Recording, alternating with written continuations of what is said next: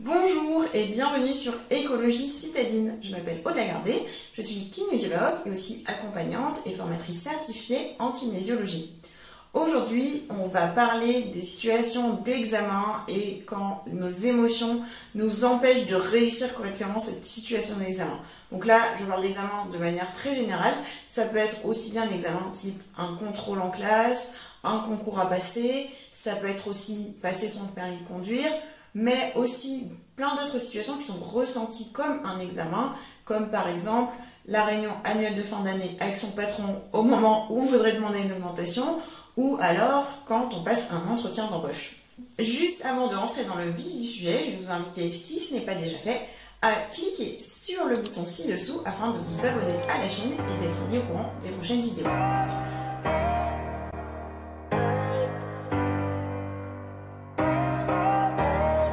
Pour illustrer cela, on va prendre un exemple on pourrait prendre n'importe lequel de ceux que j'ai cités, celui du passage de l'examen. Donc là, je parle de l'examen que vous avez révisé, vous vous êtes préparé, ça fait des mois que vous planchez dessus, des semaines, vous savez tout par cœur, vous connaissez toutes les réponses, vous maîtrisez votre sujet, mais arrivé le jour de passer l'examen, c'est la catastrophe.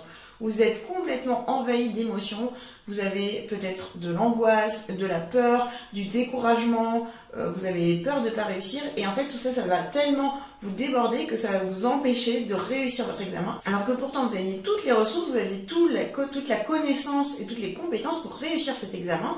Mais malheureusement, il y a quelque chose en vous qui vous empêche d'y arriver. Alors, pour comprendre un petit peu plus qu'est-ce qui se passe dans ce cas-là, je vais vous raconter deux histoires. En fait, quand je pense à cette situation de débordement d'émotions, moi je vois la même représentation qu'il y avait dans ce dessin animé « Il était une fois la vie ». Je ne sais pas si vous aussi vous regardiez ça quand vous étiez plus petit. Moi j'adorais ce dessin animé. Et le cerveau, il était représenté par une salle de contrôle dans laquelle il y avait plein de petits opérateurs devant des écrans et il y avait le maestro, cette vieille personne âgée qui était un petit peu le chef du cerveau et qui commandait tout le reste du cerveau. Et on imagine, on arrive à l'examen, tous les opérateurs sont prêts, chacun est en position, il sait exactement ce qu'il doit faire, le maestro est prêt à donner ses ordres et à ce qu'il soit exécuté, tout le monde est à son poste, on est prêt à y aller. Et là, qu'est-ce qui se passe? Il y avait aussi un autre personnage qui revenait souvent dans « Il était une fois la vie », c'était ces petits bonhommes qui allaient très vite avec une information.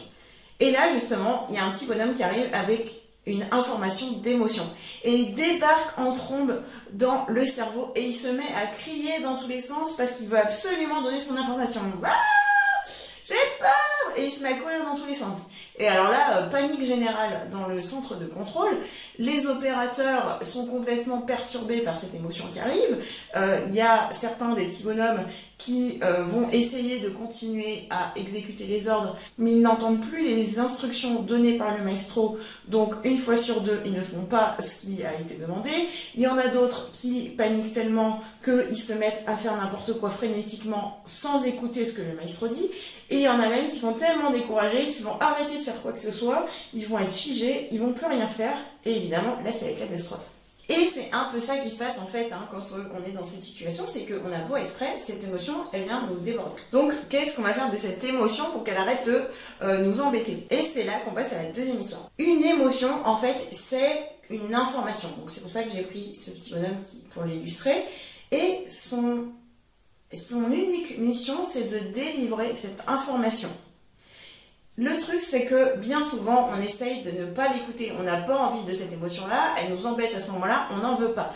Le truc, c'est que le bonhomme, tant qu'il n'a pas donné son information, il va insister, et si on ne l'écoute pas, il va se mettre à crier, l'émotion va devenir de plus en plus grosse, et ça va être de plus en plus difficile. En tout cas, c'est certain que c'est impossible de juste faire disparaître l'émotion.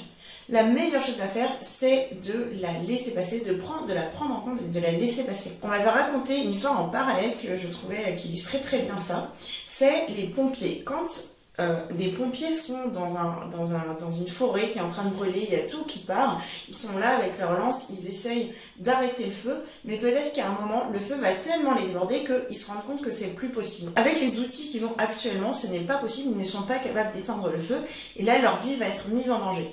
Donc là, ils ont pour instruction de revenir dans leur camion, et ils vont tout barricader, ils vont mettre de l'eau qui va couler autour du camion, pour qu'en fait le feu puisse passer.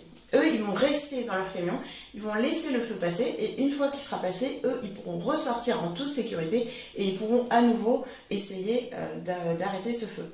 Mais c'est un peu ça, cette émotion, elle est aussi grosse que ce feu. Quand elle est encore petite, on peut encore essayer de la maîtriser, mais quand elle devient énorme, ça sert à rien, à part se mettre en danger, on peut pas faire ça. Et donc c'est ça l'idée de la laisser passer. Donc pour ça, il y a plein de choses qu'on peut faire. En kinésiologie, bien sûr, c'est des choses qu'on fait très souvent, de à la fois essayer de cette émotion qui est déjà là, finir de la laisser passer, ou de comprendre d'où est-ce qu'elle vient pour que voilà, elle n'ait pas besoin de revenir. Et un outil que vous pouvez utiliser vous-même, c'est la Brain Gym. Donc la Brain Gym, si vous ne connaissez pas, c'est un ensemble de 26 mouvements qui vont nous permettre d'être dans l'apprentissage, qui vont nous permettre, en passant par le corps, de justement rebrancher toutes nos ressources, d'avoir tous ces petits bonhommes qui sont à nouveau prêts à exécuter, prêts à être dans l'action pour faire de leur mieux, pour que vous-même vous puissiez faire de votre mieux. Donc le premier mouvement qui est vraiment celui que je conseille tout le temps, c'est le cap. C'est un ensemble lui-même de 4 mouvements, un enchaînement qui fonctionne hyper bien pour justement se préparer. Donc faire le cap avant une situation d'examen, c'est une très bonne idée. Donc pour ça, je vais vous laisser aller voir la vidéo qui était dédiée à le cap.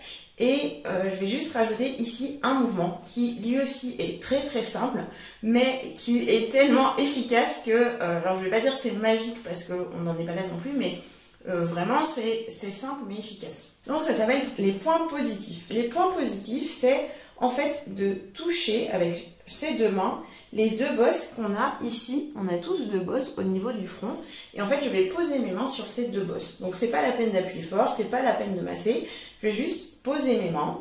Donc je peux me poser comme ça et je prends le temps de respirer.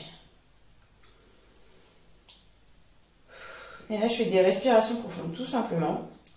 Et je fais ça aussi longtemps que j'ai envie, aussi longtemps que j'ai besoin. Je peux même fermer les yeux si j'ai envie. Donc, qu'est-ce qui se passe quand on fait ça? En fait, là, on met en contact les deux hémisphères, droit et gauche, de notre néocortex. Donc, ça va faire que l'émotion, qui, elle, se passe plutôt au niveau de notre cerveau limbique, elle va plus être numéro 1, mais on va dire au cerveau, au néocortex, donc on va dire au petit maestro, ok, c'est bon, tu peux reprendre le contrôle des choses. En faisant ça, le maestro peut intercepter l'émotion et la calmer, lui dire, ok, c'est bon, on a pris ton message, tu peux partir, maintenant on peut reprendre notre action. Et donc, c'est exactement ça qu'on fait, on va laisser l'émotion passer en touchant ces deux hémisphères de notre cerveau. Donc c'est un mouvement vraiment qui va calmer et de revenir dans une attitude positive. Voilà, tout simplement. Donc je vous invite vraiment à essayer, si vous, même si vous vous sentez pas, voilà, n'attendez pas d'être complètement débordé pour faire ça. Juste, ok, prenez quelques secondes pour voir comment vous vous sentez. Regardez si vous avez là tout de suite des émotions particulières, des tensions particulières.